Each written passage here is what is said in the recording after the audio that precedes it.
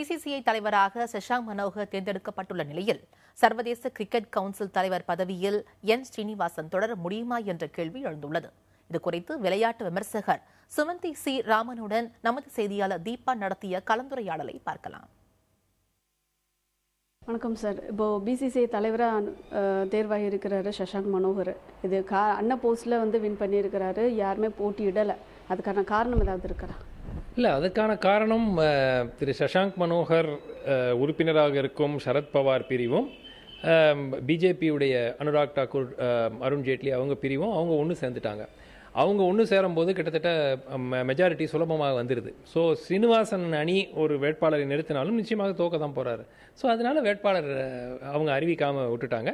அதனால் ஏற்கனவே அவர்கள் எப்போ அந்த இரு பிரிவுகளும் ஒன்று சேர்ந்தார்களோ அப்போவே வெற்றி பெற்றிருக்கிறார் சஷாங்க் மனோகர் என்று தெரிந்துவிட்ட விஷயம். இப்போ அனுராக் தாக்கூரோட ஆதரவில் தான் அவர் சஷாங்க் மனோகர் வெற்றி பெற்றிருக்கான்னு சொல்லலாம். இதுக்கு ஏதாவது இதனால ஸ்ரீனிவாசனுக்கு ஏதாவது பின்னடைவு ஏற்படுமா? இல்லை இந்த வாழ்க்கைக்கு அதாவது கிரிக்கெட் வாழ்க்கைக்கு ஏதாவது தடை ஏற்படுமா?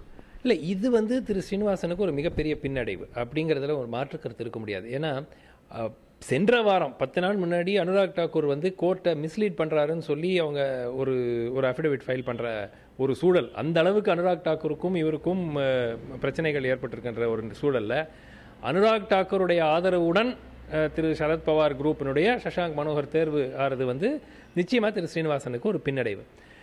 எந்த அளவுக்கு பின்னடைவுங்கிறது பொறுத்திருந்து தான் பார்க்கணும். ஏன்னா இவரை தொடர்ந்து ஐசிசி பதவியில் இவர்கள் இப்போ புது பிசிசிஐ தலைவர் அனுமதிப்பாரா இல்லையா அப்படிங்கிற கேள்விக்குறி.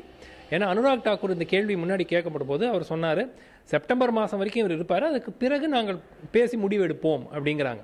ஸோ தொடர்ந்து இவர் ஐசிசி பதவியில் திரு ஸ்ரீனிவாசனை பிசிசிஐ அனுமதிக்குமா என்பதுதான் ஒரு மிகப்பெரிய கேள்வி.